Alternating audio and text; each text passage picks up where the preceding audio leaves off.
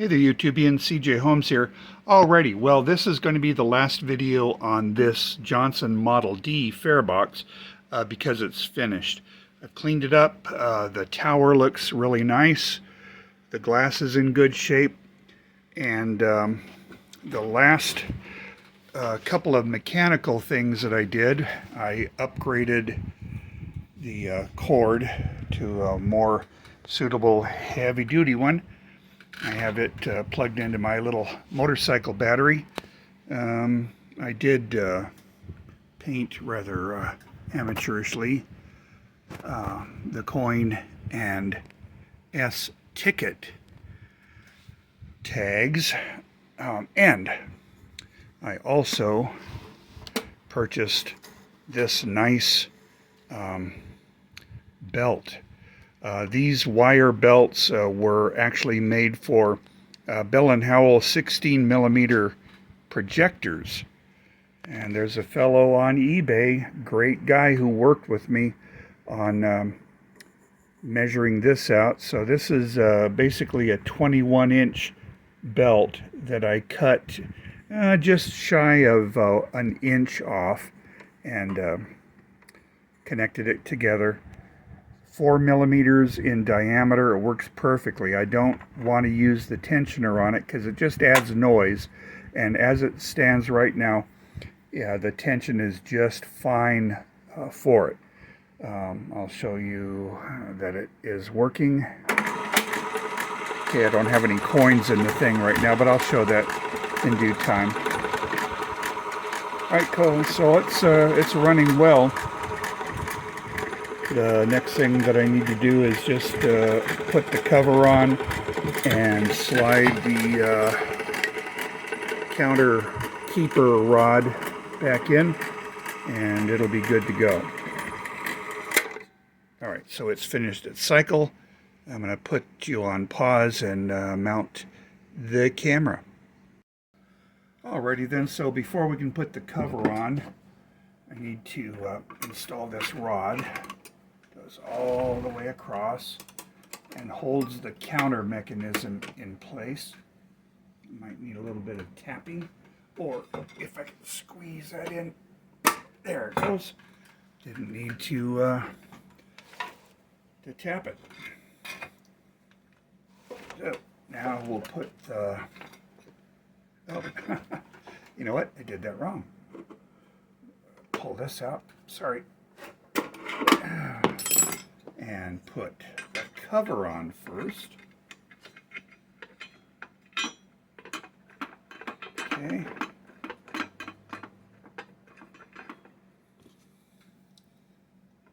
And we'll get that going.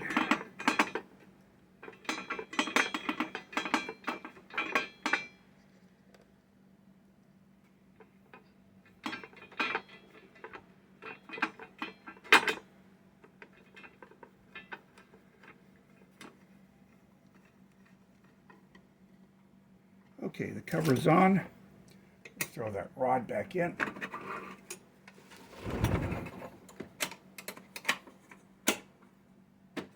And that's done. Alrighty then. So, the last time I tried to put some money in this thing while the video was running, I think had a bit of stage fright. I think someone pointed out that I hadn't dropped all the coins in the chute. Where are we at right now? $581.55, and we have 2,815 tokens. I'm putting $1's worth of coins in just to make sure it looks right. I'll put in a few at a time, and then we'll take it from there. So this is where we're going. Let's go ahead and drop some in. Okay. And we'll start it up.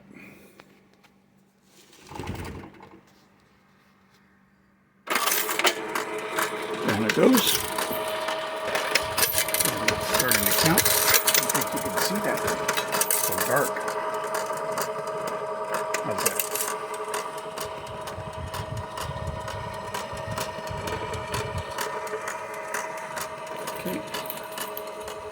throw some more coins and tokens in.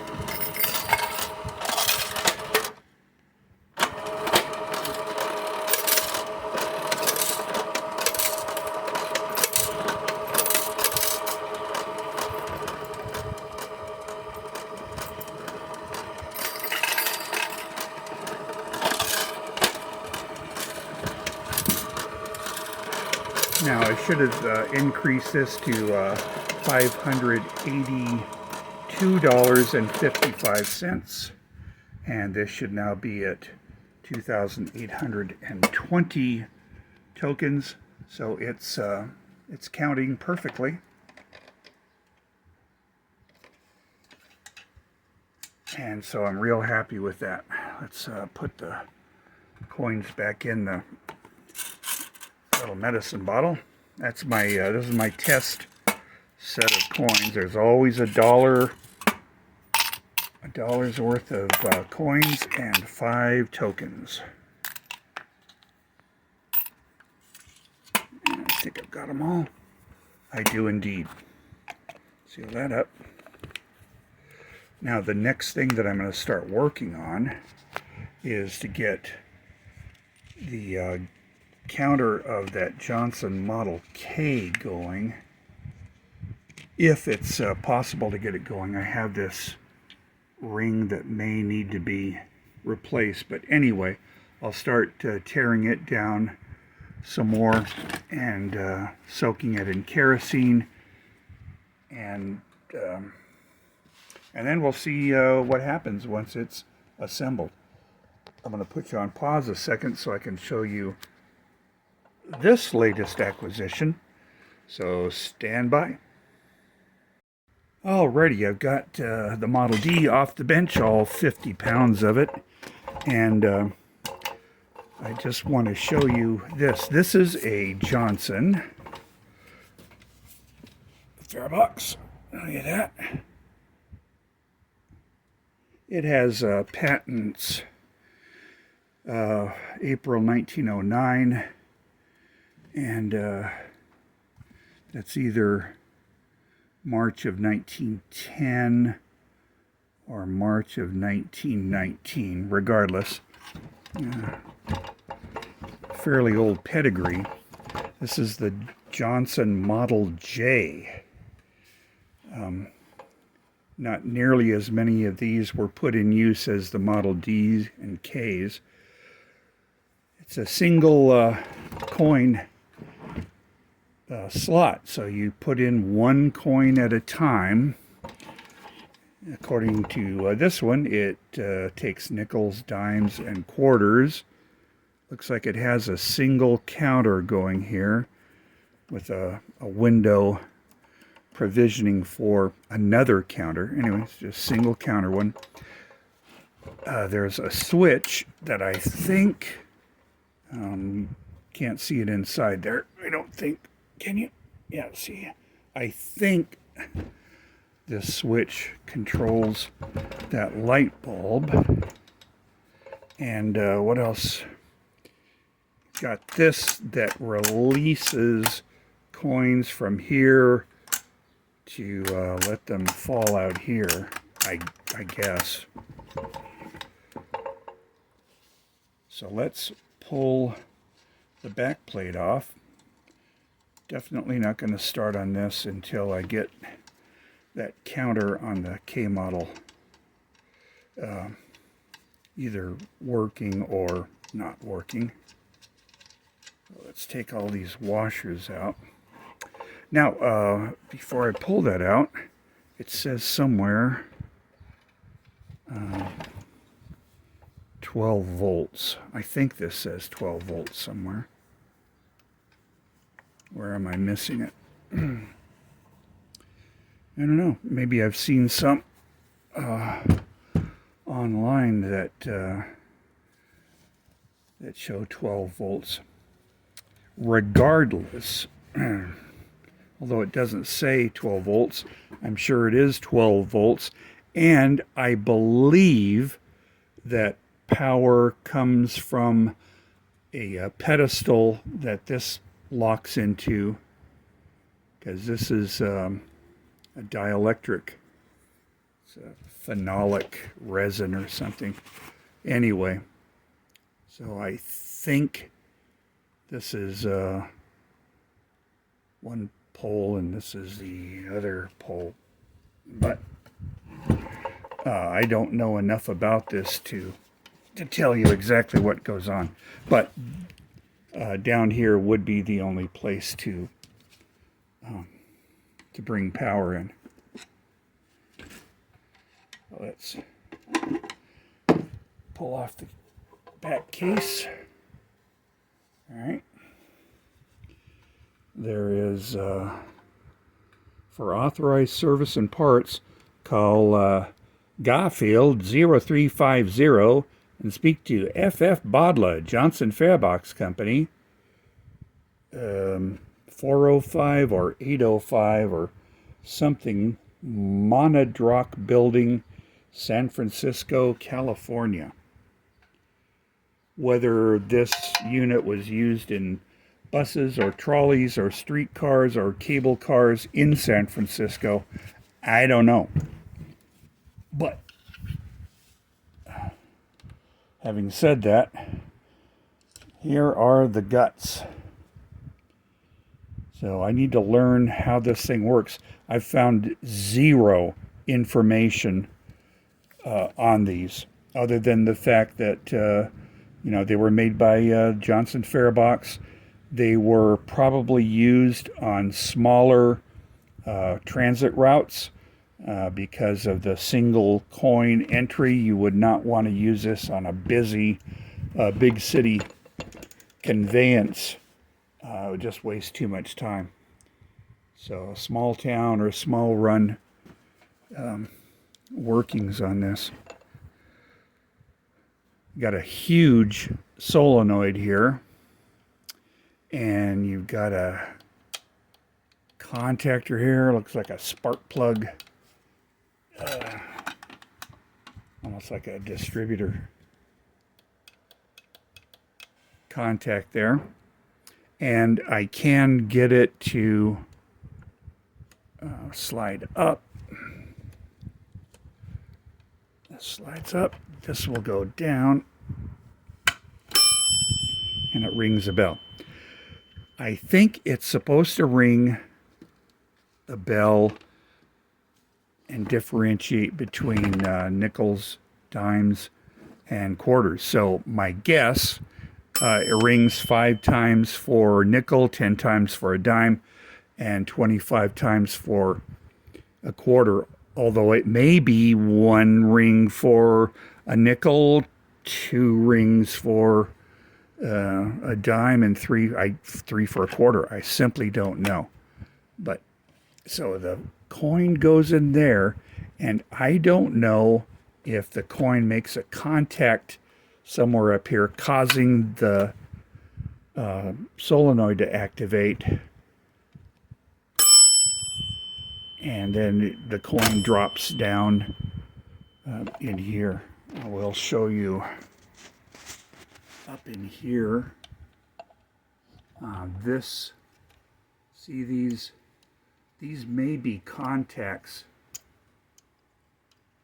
on different spacing for different coins. I don't know. But there you go. This will be a near future project. And this is, again, is the Johnson Model J or Type J Fairbox. It's a cute one. So we'll leave that at that. So let me put this away and put you on hold. Alrighty then. I'm not going to go very deeply into the teardown of this mechanism, other than to attempt to get this sandwich. There's a sandwich of parts that connect this through a shaft to this side over here. So this very damaged ring that came off the Model D is going to be set aside. And now to get this out, I need to get this off. Now, in order to do that, I need to, unfortunately, get down in here, and it's in a bad spot. I do have a method for doing it. It's about a 1/4 inch square head bolt. Well, I don't have any square head sockets. So in lieu of that, see if I'm using the right one. Yes. In lieu of that, I'm going to use just a 3/8 drive extension and a hex head hex socket head, and I'm going to use the corresponding 1/4 inch drive. So what do I have here? 5/16, and this is 5/16. So I'm going to actually be kind of going upside down with this because I have 1/4 inch drive right there. Now, in order to get to that,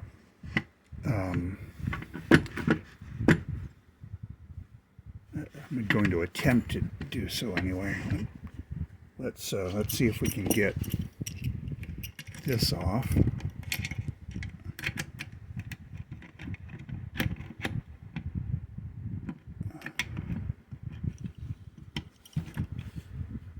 Is that turning?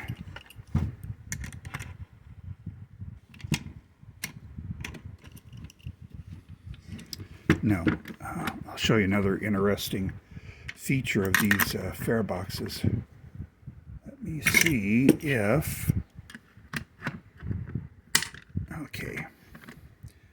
So what I need to do is hold this in place somehow.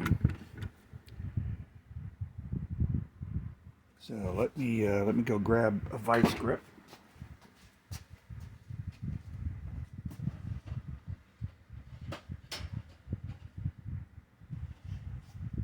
Or not. Do I have it over here? I've got a lot of mess. I haven't cleaned up anything here. Where's my vice grip?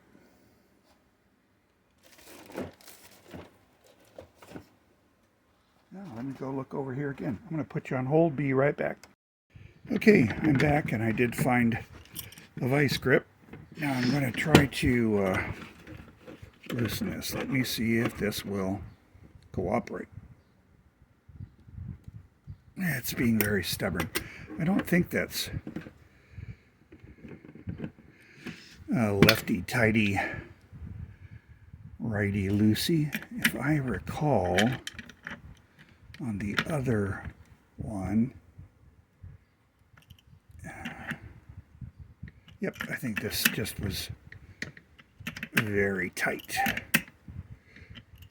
That, or I'm really starting to destroy things.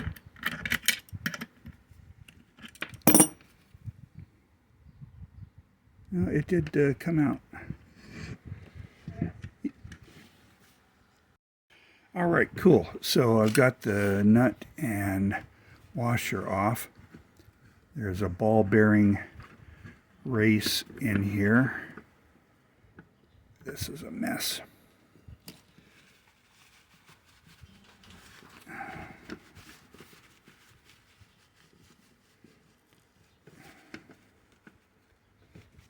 Let me see if I can use something to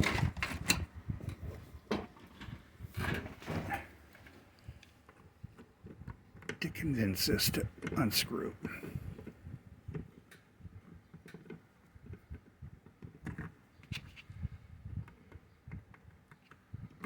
boy, these are from Harbor Freight snap ring pliers. This is a combination internal, external.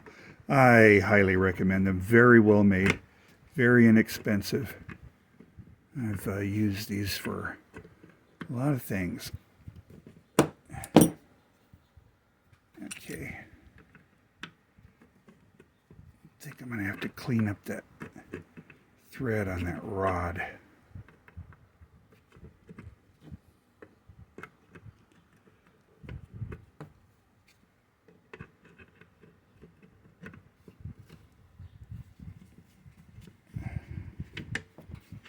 Great. Yeah, that thread is really messed up. I don't think I did that. I think that was just, may have been cross-threaded sometime in the past. Okay, so I can get this out of the way. And what I'm trying to do is get to this square head nut. Now I can conceivably pull this all the way out because this doesn't have the clutch mechanism that the other one has. Let me see if this will come out. Yeah, I'm going to work this for a little while and I'll see you on the other side. All right, after nearly causing some severe damage to my person, I was able to get this bevel gear out. Now, you might notice, or not, I'll tell you what's going on. This was also broken. What was broken? I'll show you something real quick here. All right, so how is this bevel gear kept on this shaft? With a rod, a plug, of course not out of wood, that went all the way through, but it was made out of lead. Very soft material. Under normal operating circumstances, the lead holds up nicely, but if you forced it, or if the machine was strong enough and there was a jam anywhere, it will shear off that lead before it does damage to the bevel gears or any other components. So great, I've got this off. These parts can go here. And now I need to see if there's anything I can do to, yes. Okay, so I'm free now to remove that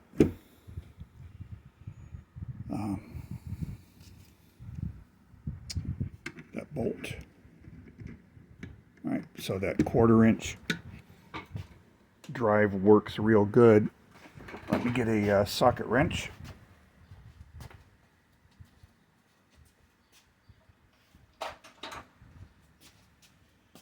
I have a socket wrench,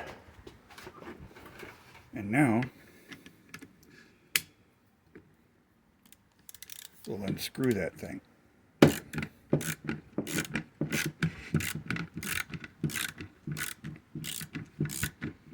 Take it all the way out. Should have a jam nut on it also.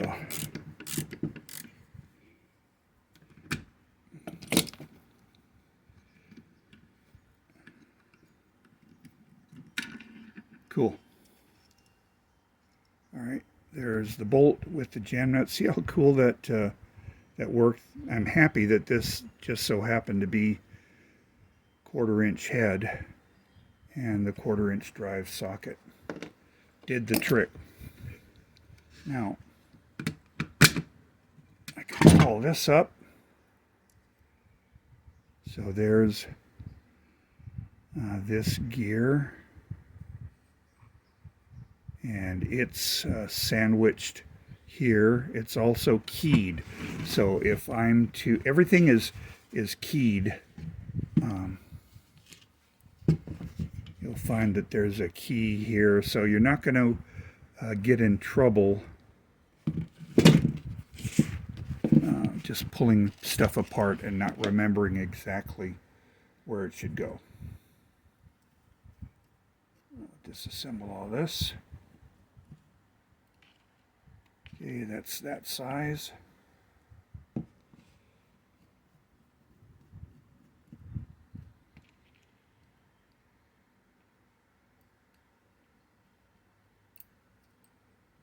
So if I have anything, I know I have something locking it up. It's going to be in one of a few places. I think this plate should come up. See how that has a little key there that matches with this indentation here. The same thing right there. You got that indentation, so they'll be okay separated. I don't think there's anything else. Maybe this. Does this come off? Yes. It's also keyed. Fairly heavy grease that's very hard, and it's probably not doing any good as a lubricant. Now, so this will all go in a kerosene bath. And now I can deal with this part.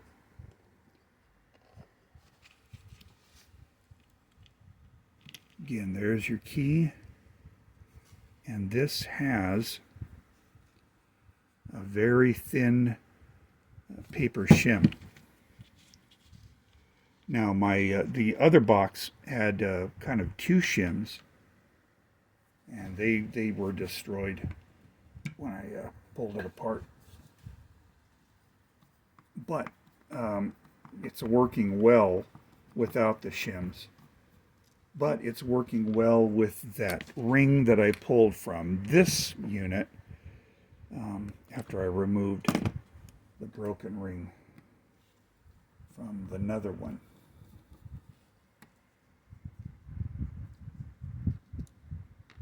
Okay, so we've got these longish screws.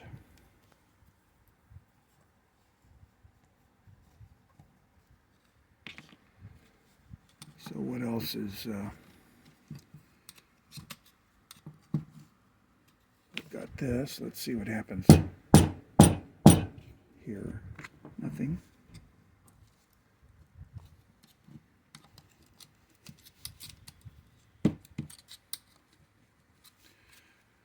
Do I have anything else stuck to it? Nope, I don't see any more screws. I think it's just a matter of prying things loose. I think. See anything that I'm missing?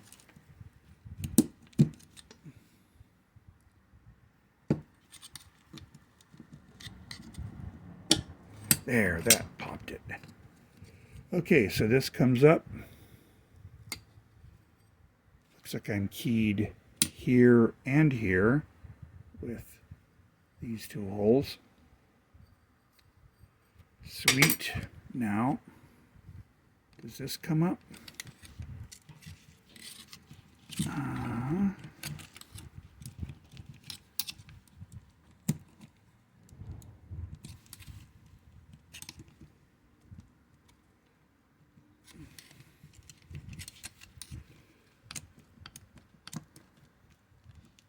I don't want to force things, but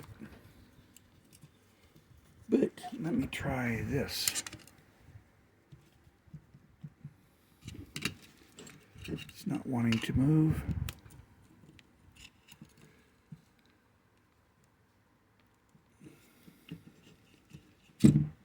Stubborn.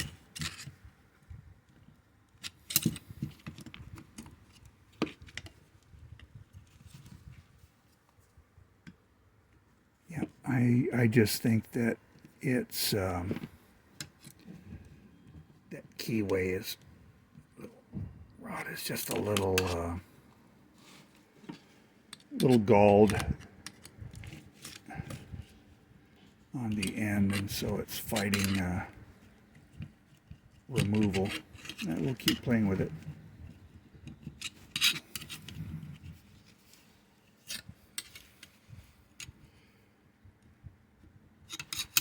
And so far, no joy. Am I missing anything?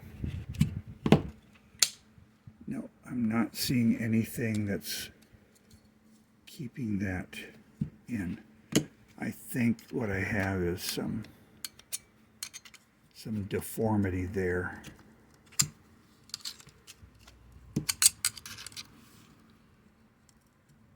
And that's fighting me. But I've got that farther up. And now let's also look at this here. Just make sure that I'm not missing a snap ring or something, and I don't think I am. No. So that's clean.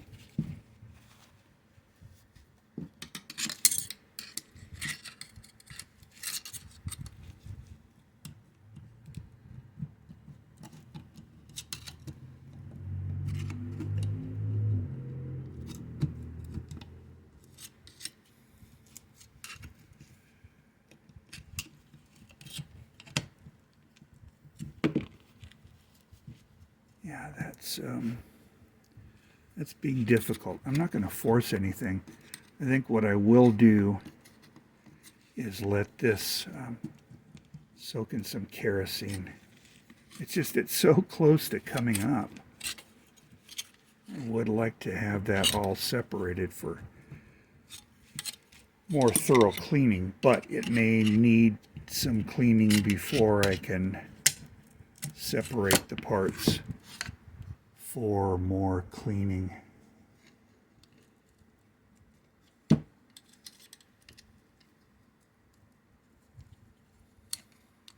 I'd have to drive that drive pin out right there. I don't know. So I'm going to leave this as it is. I'm already at 32 minutes. I also need to get this out. It's going to be cleaned separately. Little short screw.